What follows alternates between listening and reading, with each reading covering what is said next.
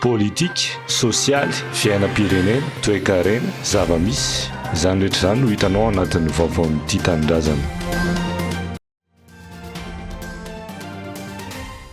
Nanamarika ny tontolon'ny fanabeazana eto Madagasikara ho an'ity taom-pianarana ity ilay serasera-panjakana nilaza fa maimaim-poana ny fisoratana anarana eny amin'ny sekolim-panjakana. Tsy tena izay ny sary miseho satria mbola betsaka ireo vesatra zakain'ny ray aman-dreny, mbola maro ireo sekoly tsy ampy mpampianatra ary saika manerana ny nosy no ahitana izany. Ny antotanisa sy ny zava-misy araha-mahita ihany koa dia maneho fa mitotongana ny fampianarana na misy aza ireo sehoseho ivelany ataon'ny fanjakana. Ny totongana mahery ny 10,100 ny tany fidirana an-tsekoly ho an'ny Madagasikara ho an'ny taom-pianarana 13,24,24 ka anisan'ny antony ny olana ara-bola sy fidanganan'ny saran'ny fampidirana an-tsekoly. Voasokajy ho isan'ireo firenena afrikanina misedra krizy amin'ny fanabeazan'ny Madagasikara. Ny fahasahiranana ara-pampianarana izay midika hoe nisy an'ny ankizy tsy mahay manoratra sy mamaky teny mifanaraka amin'ny taona misy azy amin'ny 10 taona dia tombanana ho 4,7% araka ny fanombanana nataon'ny banky iraisam-pirenena, UNESCO sy ny fikambanana hafa. Vokatry ny zava-misy dia ny 7,3% amin'ny ankizy misoratra anarana amin'ny ambaratonga fanabeazana fototra dia tena ambany ny fari-pahalalany araka ny antotanisa avy amin'ny Institut de Statistique de l'UNESCO ISU. Ny tany fahavitany ny fanabeazana fototra dia 12% ho an'ny zazavavy tamin'ny taona 2024, 7,50% ho an'ny zazalahy. Na izany aza ny tany fahavitany ny ambaratonga voalohany amin'ny fanabeazana an-tsekoly dia mampiseho fitotonganana goavana amin'ny 4,30% ho an'ny zazavavy sy 3,9% ho an'ny zazalahy. Ny tany fidirana an-tsekoly amin'ny ambaratonga faharoa dia 9,3% ho an'ny zazavavy sy 7,3% ho an'ny zazalahy.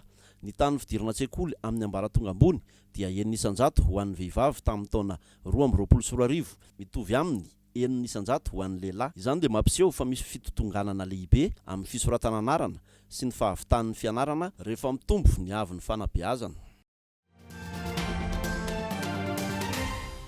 Mavesatra sy roitina trany ny fanenjehana ny mpanao politika eto Madagasikara raha ny zava-misy amin'izao fotoana. Raha ny ampanganan'ny mpanao politika miisa roa no niakatra etsy amin'ny nivon'ny fitsarana nosy anio. Ho an'ny Roly Mercia na Henri Laurent Radjason manokana dia efa nanomboka ny taona 2024 ny tenany no notazomina etsy amin'ny fonjana Tamora. Tsy mandeha amin'ny laoniny ny prosedura mikasika ity raharaha nenjehana azy ity ho ny mpisolo vavazy Maître Eric Rafidson ary efa mihoatra ny fefy sy ny lalàna ny fitazomana n'ity ministra ny serasera teo aloha ity any Amponja. Nangataka ny fanafana vonjimaika moa izy ireo saingy no lavin'ny fitsarana izany. Miverina any Amponja indray izany aloha ity ministra ny serasera teo aloha ity mandra-piandro ny fotoam-pitsarana manaraka ny 12 oktobra 2024. Tsy ahivina fa faux témoignage sy dénonciation abusif no anenjehana azy amin'ity raharaha ity. Raha tokony ny 20 aogositra 2024 lasa teo kosa no nivoaka ny didim-pitsarana mahakasika ny raharaha nenjehana ny Patrick Raharmanana mahakasika ny famoahana teo amin'ny tambanjotra serasera ny fitsidiam-patra nataon'ny filohan'ny Rajoelina nandritra ny fotoana ny fampelezan-kevitry ny fifidianana solombavambahoaka dia totosa androany talata 17 septambra 2024 izany. 5 taona hatramin'maizina lamandy 2 tapitrisa ariary sazy miantona avokoa no azon'ity mpanao gazety sady mpanao politika ity. Anao fampiakarana fandravana dindo moa i Patrick Raharmanana raha mifampitam-baovao avy aminy ary tsy mampisy ako mivelively amin'ny filatsahan'ho kandida ben'ny tanàna ao Mahajanga voaloha izany.